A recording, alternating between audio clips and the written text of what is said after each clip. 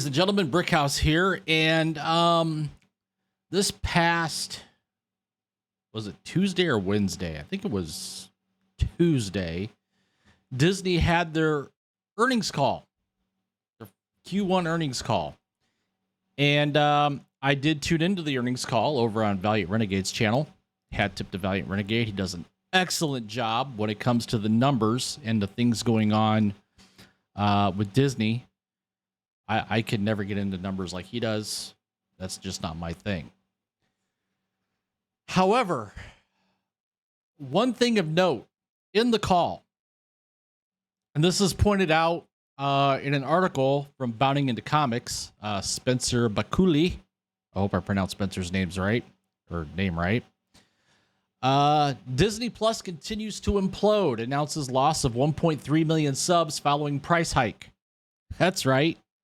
Disney's streaming platform, Disney Plus, is still losing subs.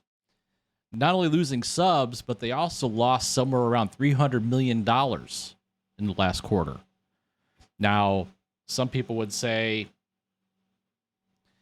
well, they're losing less. Yes, but they're still losing. It's still a drain. And they keep saying, or at least Bob Iger keeps saying, and now the new CFO who's been there for a couple months is saying that Disney Plus is going to be profitable by the end of 2024 or by the end of fiscal year 2024. If they can pull that off, in my opinion, that would be a minor miracle. So let's dive into the article, shall we? You're telling us that people didn't want to pay more money for subpar television content featuring bastardized interpretations of their favorite characters and storylines? Or Echo? In a further blow to the company's streaming dreams, the House of Mouse has announced that thanks to a number of factors, including its recent price hikes, their Disney Plus service has bled a total of 1.3 million subscribers in the 3-month period between their two most recent earnings reports. This significant dip in Disney Plus's subscriber count was first made public on January 7th, courtesy of the company's chief financial officer, Hugh Johnston. Detailing the current status of their streaming operations to attendees of Disney's Q1 2024 earnings call, Johnston informed them that though the company's Hulu platform has gained roughly 1.2 million subscribers, didn't know Hulu was that popular, in the time since the company's Q4 2023 earnings call in November, Disney Plus's core subscribers decreased sequentially by 1.3 million. So on one hand, they gained 1.2. On the other, they lost 1.3. And needless to say, they don't own all of Hulu yet. They're still working out that Comcast deal where they have to buy out Comcast's stake in Hulu. According to Johnston, this drop in Disney Plus subscribers was driven by the expected temporary uptick in churn, given the recent domestic price increases, as well as the end of the global summer promotion, which offered new and returning users a 3-month subscription for just $1.99. See, this is what Disney does, is they offer these promotions to boost up the numbers. And then when the promotion ends, the numbers drop. It's a game. They need to look good for the shareholders. And then they drop. And then they boost up again, and then they drop. Further, the CFO claimed that these impacts were partially offset by strong ad-tier net ads due to domestic growth, as well as the launch in certain international markets in the first quarter.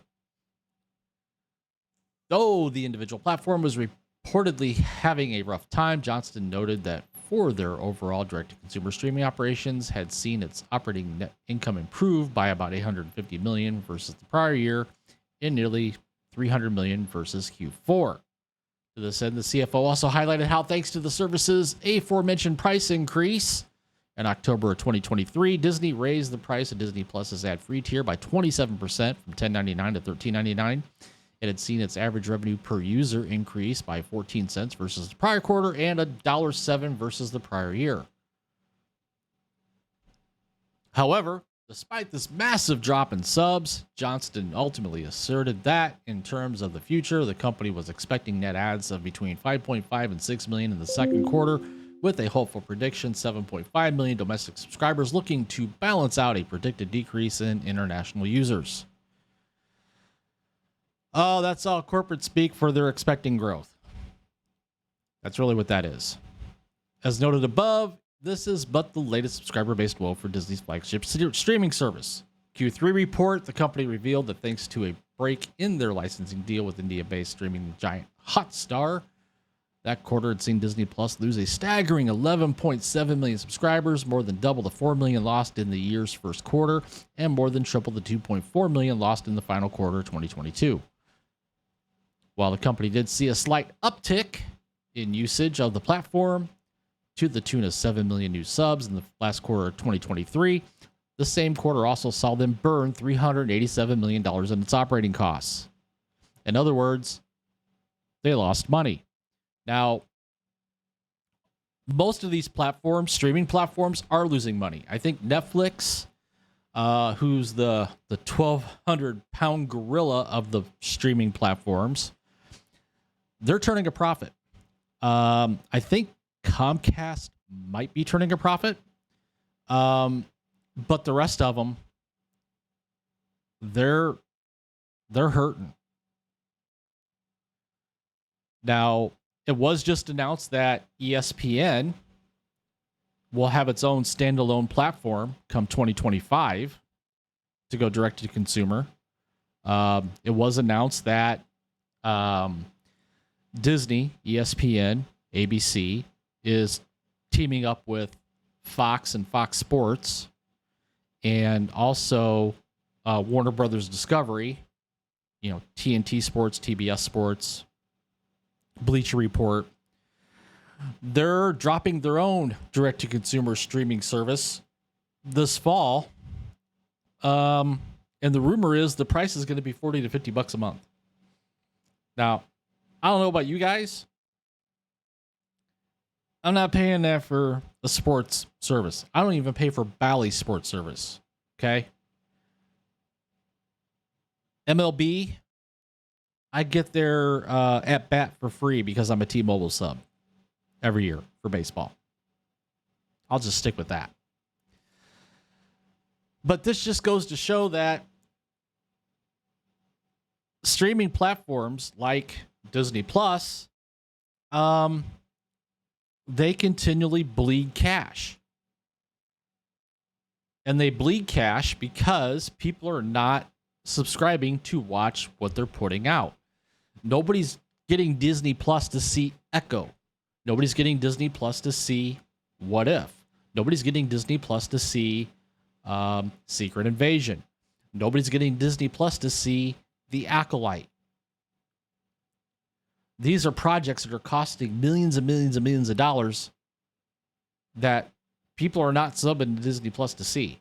Now, Disney is starting to transition some Hulu content onto Disney Plus to make it more attractive, which hope that works out for you, but only time will tell. So that's all I have right now, folks. Just wanted to throw this one out there. The earnings call, it all sounded so rosy and everything was going great at Disney, but really, it's not. And this is just one instance of where things are not so rosy at the Mouse House. So comment down below, share your thoughts, share your opinions. Just thought I'd throw this one out there. Be sure to smash that like button. Subscribe to the channel if you haven't already. If you like what I'm doing here, please subscribe. Hit that notification bell so you don't miss any of my content. And with that, I will see you later.